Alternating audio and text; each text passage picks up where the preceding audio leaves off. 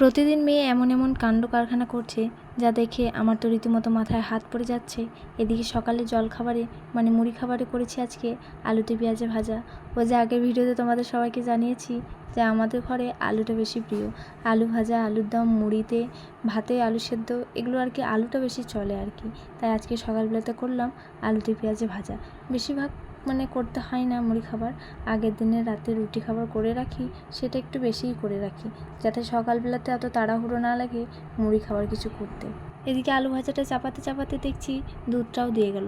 বেশ ভালোই হলো, দুধটা ফুটিয়ে রেখে নেবো, ঠান্ডা হয়ে গেলে মেয়েকে খাইয়ে দেবো। নমস্কার, আমি পিয়ালি, চলে এসেছি আবার একটা নতুন ভিডিও নিয়ে। আজকের আমার এই ছোট্ট মিনি ব্লগে জানাই সবাইকে অনেক অনেক স্বাগত।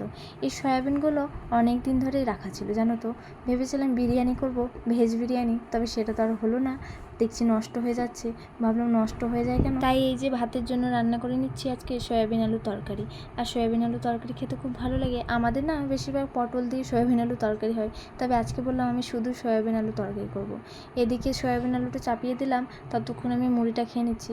গ্যাসটা আমি এমনি রাখি না, কারণ এদিকে যদি আমি মুড়ি খাই গ্যাসটা অফ করে তাহলে কিন্তু রান্না করতে অনেকটাই দেরি হয়ে যাবে। তাই আমি তরকারিটাকে চাপিয়ে দিলাম, তারপরে মুড়িটা আস্তে আস্তে খেয়ে নিলাম। এদিকে আমার মুড়ি খেতে খেতে দেখছি তরকারিও হয়ে গেল, বেশ ভালোই, একসাথে দুটো কাজ হয়ে গেল। এদিকে আমার সবজিপাতিগুলো সব কিন্তু হয়ে গেছে। লাস্টে আমি এই যে ভাতটা চাপিয়ে দিচ্ছি, ভাতটা আমি লাস্টেই করি, কারণ আমাদের খেতে দুটো অনেক দেরি হয়ে যায়, ওই 3টে সাড়ে 3টে বেজে যায়। এবার ভাতটা লাস্টে চাপালে কি হয়, গরম থাকে, তার জন্য ভাতটা লাস্টে চাপাই। তো আজকে আমি রান্না বলতে করেছিলাম সয়াবিন আলু তরকারি আর পাঁচমিশালির টক, মানে যে ঢ্যাঁড়স, আলু, তারপরে বেসনের বড়া, এগুলো দিয়ে টক করেছিলাম।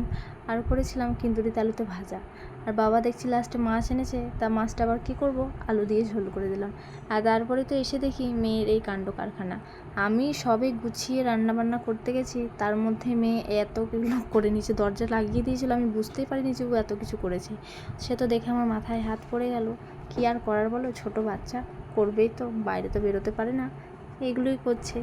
এদিকে মেয়ের এই ঝুড়িটাতে জামা কাপড়গুলো থাকে, এটা ধুয়ে দিয়েছিল মা, তাই শুকিয়ে গেছে, আমি আবার ভাঁজ করে সব রেখে দিচ্ছি।